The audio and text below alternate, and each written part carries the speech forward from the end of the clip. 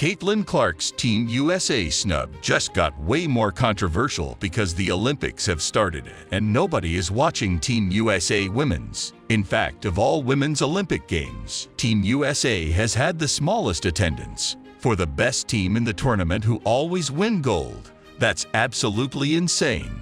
We can safely assume that if Caitlin Clark was on the team, considering the fact she sold out arenas at every level she's ever played, that wouldn't be the case. USA Basketball is clearly regretting snubbing Caitlin Clark, and we have official confirmation of that now. Dawn Staley, a member of the USA Basketball Committee who helped select the team, basically admitted they messed up by not choosing Caitlin.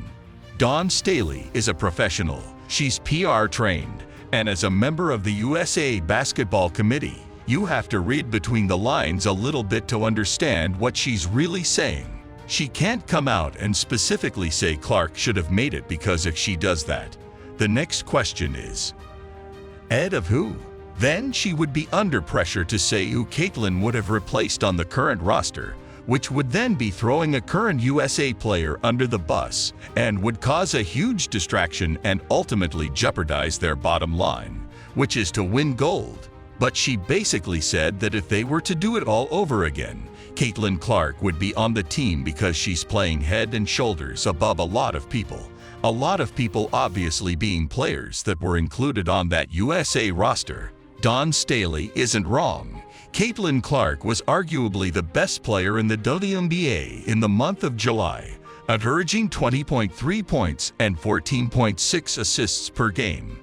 Those numbers are absolutely insane, and since being snubbed by USA Basketball, she has been on a tear. Fever coach Christy Sides wasn't lying when she revealed Clark told her that USA Basketball had woken up a monster by not choosing her. These were the numbers Clark was averaging prior to the announcement, and these are the numbers since. Caitlin Clark, in her rookie year, has been on a revenge tour, defeating and outplaying several USA players in the WNBA, such as Diana Taurasi, Brittany Griner, and Kahleah Copper. The Fever beat them twice. Clark had 20 points and 13 assists in one game, and then a near triple-double in the other.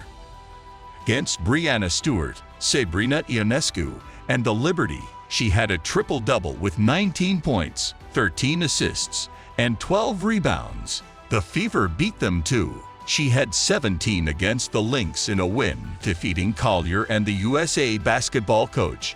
And then she beat the USA Basketball coach again when the WNBA team at All-Star Weekend defeated the USA Basketball team. Caitlin Clark has beaten them all on multiple occasions, and at this point, there is no denying that Caitlin Clark is already one of the best players in the WNBA. She leads the entire league in assists. She's clearly the best passer.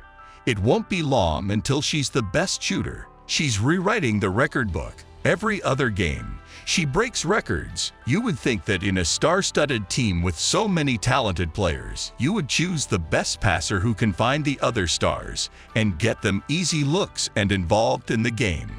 Now it would be disingenuous to ignore the fact that the USA roster was announced prior to Caitlin's dominant stretch, and she has improved a lot since then. But then again, every other country at the Olympics didn't officially announce their team until July. USA did it at the beginning of June, which was earlier than any other country, and doesn't make any sense. If you're choosing a team based on the current WNBA season, why would you announce it so early where players have only had a few games to show what they can do? Surely you'd want to wait and see who's performing the best and select the best players based on a larger sample size. But listen, Dawn Staley isn't the problem here. I actually respect that she came out and admitted it. In fairness to her, she's always shown and supported Caitlin. After her team USC defeated Iowa in the national championship game back in April, when she could have easily made it all about her and her team who just won the title, she still made time to show her appreciation to Clark. This brings me to the main person I believe is responsible for Clark's exclusion, and that's the person who tries to deflect any accountability in the decision-making process despite clearly feeling some type of way about what we call the Caitlin Clark effect. That's head coach Cheryl Reeve. She is somebody who does not like the fact that Caitlyn gets as much attention as she does.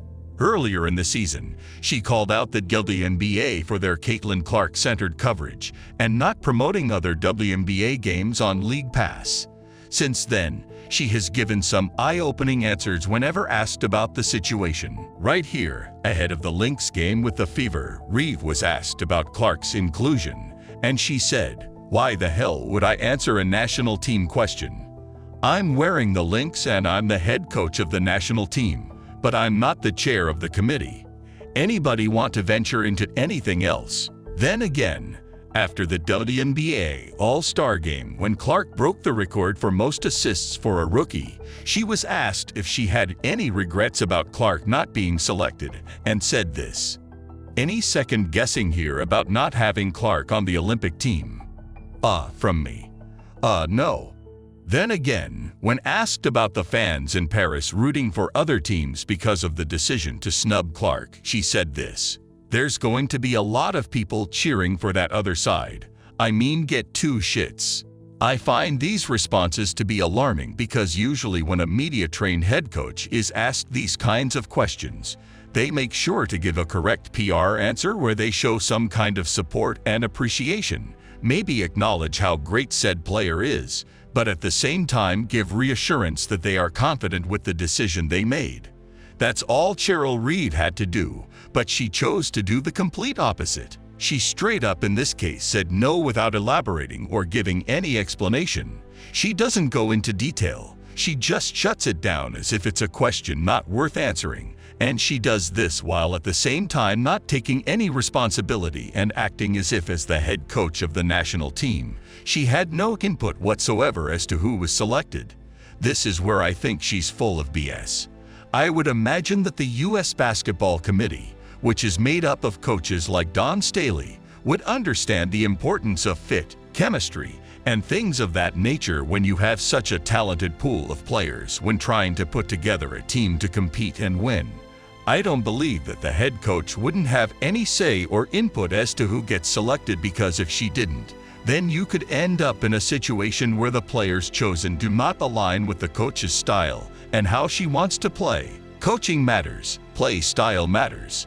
I just don't believe when a group of people are coming together trying to select a team that they would exclude the coach who's the one that's going to be there in Paris every day trying to win with a certain group of players. I also wholeheartedly believe that Cheryl Reeve understands how good Caitlyn Clark is, because in the WNBA All-Star Game with great players all over the court such as Eriko Gamboa, who went off for 34 points, Reeve set up her team to face guard Caitlyn Clark full court in order to get the ball out of her hands. That's why she only had 4 points and a near WNBA record in assists, because Team USA's entire game plan was to get the ball out of her hands. That's how you defend superstar players.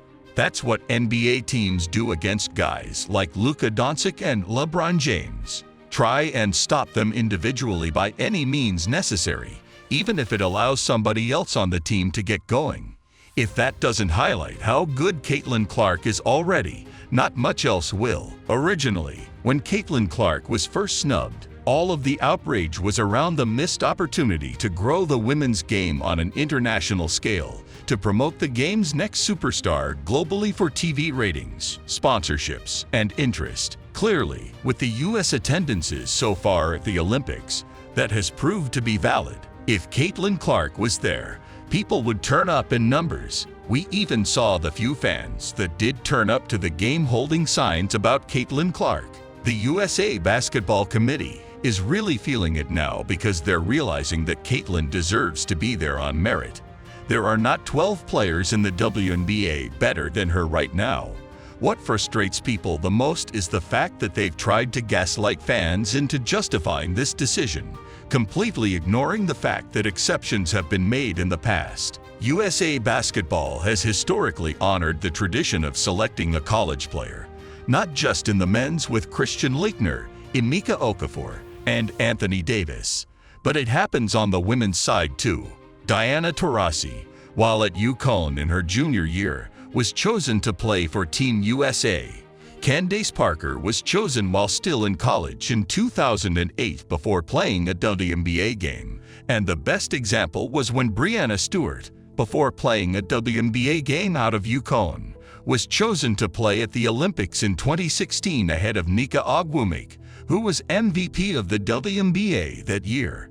Despite the fact that Nika was already a regular with Team USA, having attended all the tryouts and having played for them at the 2014 FIBA World Cup, her exclusion over a college player back in 2016 caused just as much controversy. When you consider the fact that Caitlin Clark is already outperforming several WNBA players and was performing to a level similar to past college players like Taurasi and Parker, it's not a reach to suggest she would have been good enough to make the USA team on merit even while still in college.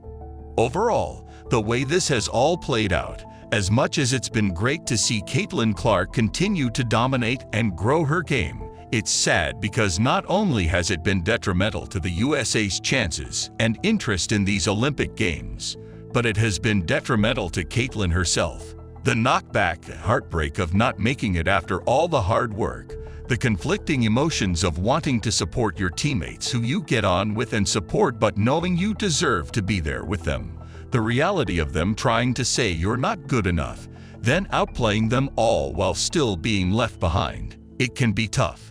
That resilience and dedication can only take you so far. When you experience such an unfair moment in your career, it can really affect you mentally, especially when it feels like everybody's rooting against you. Caitlin Clark has made people root against her because of how good she is. But what makes her different is that she always comes out and proves people wrong. She uses it as motivation and has been doing that her entire career.